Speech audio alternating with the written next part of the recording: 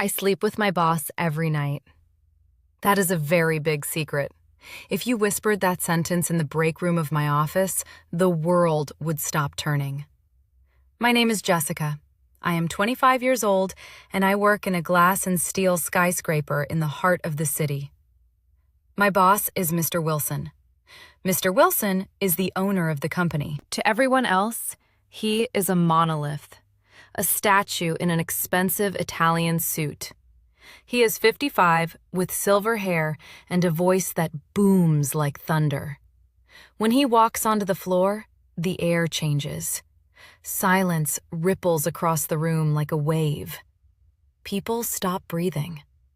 They stare at their keyboards, typing furiously, terrified to make a mistake. He is the scary boss, the tyrant. But I know a different Mr. Wilson. Every evening at 5 p.m., the masquerade ends. My coworkers pack their bags, chatting about dates, cinema trips, or dinners with boyfriends. They ask me, "Where are you going, Jessica?" I give them the same practiced smile I've worn for months. "Just home," I say. I'm tired. They imagine a small, cozy apartment. They imagine I watch Netflix and sleep alone. But they are wrong. I wait until the building empties. I stand in the lobby, watching the rain hit the glass until a black sedan pulls up. I slide into the passenger seat. Mr. Wilson is driving. He looks at me, and the granite mask of the CEO crumbles. He smiles, a genuine crinkling of the eyes. "Hello, Jessica," he says softly. "Did you survive the day?" "Yes, Mr. Wilson," I replied. And just like that, we aren't boss and employee. We are two people driving away from the noise toward a large house in the quiet suburbs. We cook together. We eat together.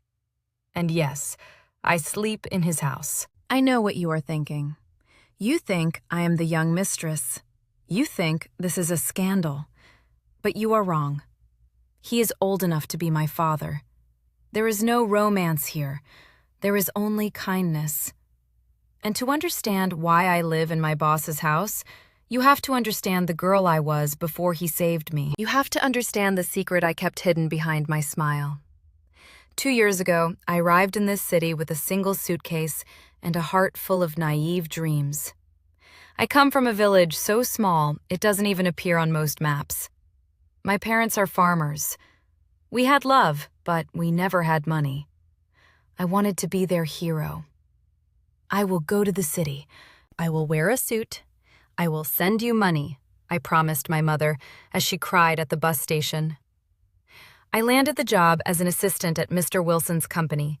It was the lowest rung on the ladder, but I was proud. I found a tiny apartment with paper-thin walls and a leaky ceiling. It was ugly, but it was mine. Every month, I kept just enough cash for ramen noodles and rent, and I sent the rest home. I wrote letters painting a picture of a glamorous life. "The city is beautiful," I wrote. "My boss is nice." Both were lies. The city was lonely.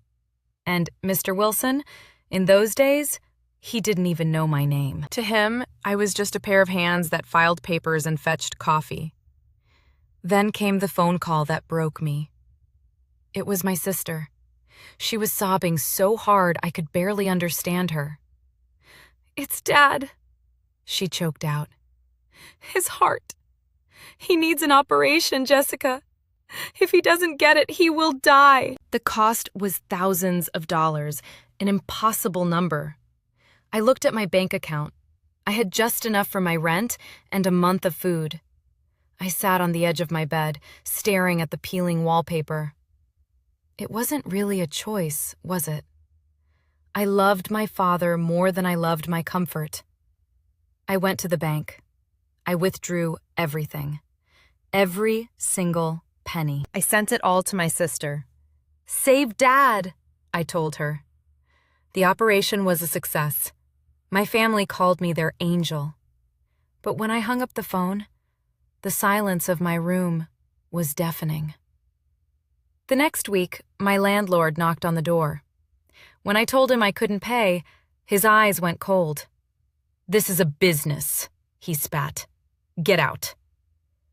I didn't tell anyone. Shame is a heavy coat, and I buttoned it all the way to my chin.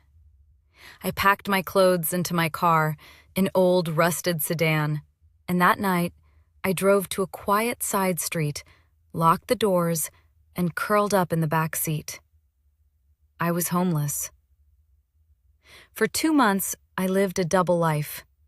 By day, I was the professional assistant in a crisp blouse. By night, I was a ghost haunting the city's streets. I slept with my knees against my chest. The cold in the car was a physical thing. It had teeth. It bit through my thin blankets. My legs cramped. My back screamed. The mornings were the hardest. I would drive to a gas station at 5 a.m. to wash my face in a dirty sink. I applied makeup in the rearview mirror, whispering to my reflection, "You can do this. Nobody knows."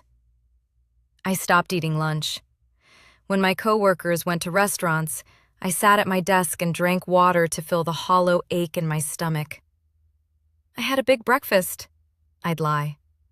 I was starving. I was freezing. I was fading away. It happened on a Tuesday. I stood up to grab a file for Mr. Wilson, and the world tilted. The floor rushed up to meet me. Boom. Darkness. When I opened my eyes, I was lying on the leather sofa in the CEO's office. Mr. Wilson was hovering over me, holding a glass of water. His face wasn't scary anymore. It was terrified. "Jessica," he said, his voice surprisingly gentle. "You fainted." I tried to sit up, panic rising in my throat. "I'm sorry, Mr. Wilson. I'll get back to work." "No," he commanded softly. He sat on the edge of the desk, looking at me with piercing eyes. "You are thin, Jessica. Too thin. When was the last time you ate?" I wanted to lie, but I was too weak. The tears came first, hot, angry tears of exhaustion. "I don't know," I whispered. "What is going on?" he asked. And the dam broke. I told him everything. The surgery, the eviction, the car. "I live in my car," I confessed, looking at my hands. "I park on 4th Street. Mr. Wilson stood up and walked to the window. Outside, the winter rain was lashing against the glass. He looked at the storm, then back at me. He looked furious. I flinched. "I'm sorry," I begged. "Please don't fire me." He turned, and I saw that his anger wasn't at me. It was at the situation. "Fire you?" he said, his voice thick with emotion. "Jessica, I am a human being. Do you think I would let you sleep in a freezing car while I live in a mansion with 5 empty bedrooms?" He grabbed his coat. "Get your things. We are going to get your car. You are coming home with me." That night, I walked into his house. It smelled of cedarwood and warmth. He showed me a guest room, a real bed, soft pillows, a window overlooking a garden. He told me his daughter lived overseas and he missed taking care of someone. I took a hot shower for the first time in 60 days. I scrubbed the shame off my skin. We ate roasted chicken at his dining table, and for the first time, I saw him not as a boss, but as a savior. That was 6 months ago. Since then, we have built a routine. At work, we are professional. At home, we are family. He mentors me. He gives me books on management and business. "You are smart, Jessica," he tells me over dinner. "You won't be an assistant forever." I walk his dog, Buster. I cook for him. I feel safe. But secrets are hard to keep. The people at work, they have eyes. They noticed us leaving at the same time. They noticed the car. Sarah, a coworker who always wanted my job, cornered me one day. "I saw you," she hissed, her eyes narrowing. "You were in his car. You're sleeping with him, aren't you? That's why he's his favorite." My face burned. "No, Sarah, he is helping me." "Sure," she laughed cruelly. "Just be careful. Everyone is talking." The gossip spread like poison. When I walked into a room, conversations died. I could feel their judgment on my skin. "There goes the mistress. There goes the girl who slept her way to safety." I wanted to scream the truth, that I was homeless, that he saved my life. But I was too ashamed of my poverty, so I swallowed the insults. One night, Mr. Wilson found me crying in his kitchen. When I told him about the rumors, he sighed, slamming his hand on the table. "Foolish people," he growled. "Let them talk. You are working hard. You are learning. Soon, you will show them who you really are." He was right. I studied every night. I learned the business inside and out. And 6 months later, the day of reckoning came. Mr. Wilson called an all-staff meeting. He stood at the front of the room, looking commanding. "We need a new project manager. This job requires grit, organization, and trust. I have chosen the best person for the role. The new manager is Jessica." The room went silent. Then a few polite claps, but Sarah stood up, her face red with indignation. "Is this a joke? Is this fair?" "We all know why she got the job, Mr. Wilson. We know she lives with you." The silence that followed was suffocating. Every eye turned to me. The secret was out. I wanted to disappear. Mr. Wilson didn't yell. He didn't fire her. He just looked at Sarah calmly. "Yes," he said, his voice steady. "Jessica lives in my house. She stays in my guest room." The crowd gasped. Mr. Wilson looked at me. He gave a small nod. "Permission." "It's time," his eyes said. "Do you want to know why?" Mr. Wilson continued, addressing the entire room. "Jessica came to this city with nothing. She worked for us for 2 years.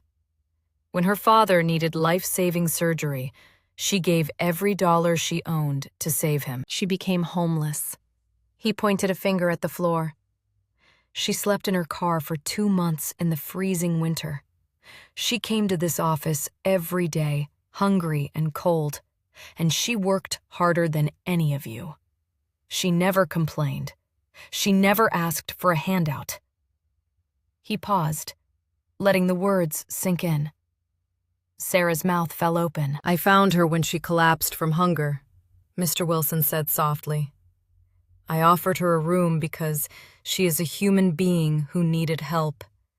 And in the last 6 months, she has studied this business more than people who have been here for 10 years. She didn't get this promotion because she lives in my house. She got it because she earned it." He looked at Sarah. "Does anyone else have a question?" Sarah sat down, staring at her lap. "I'm sorry," she whispered. The energy in the room shifted. My coworkers didn't look at me with disgust anymore. They looked at me with awe. They saw the survivor, not the scandal. After the meeting, people shook my hand.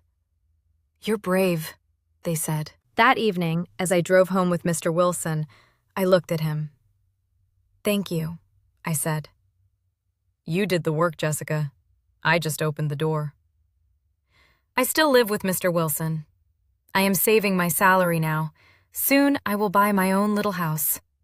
I will move out. I will miss our dinners, and I will miss Buster the dog. But I know that Mr. Wilson and I will always be friends. Life is strange. Sometimes rock bottom is the solid foundation you need to build a new life. I thought my story ended in that cold car, but it was just the beginning. My name is Jessica. I sleep in my boss's house. and I am proud of my story. If you are listening to this and you feel alone, if you are cold or scared or hiding a secret, please do not give up. There is kindness in this world, often where you least expected. Keep going. You are stronger than you think.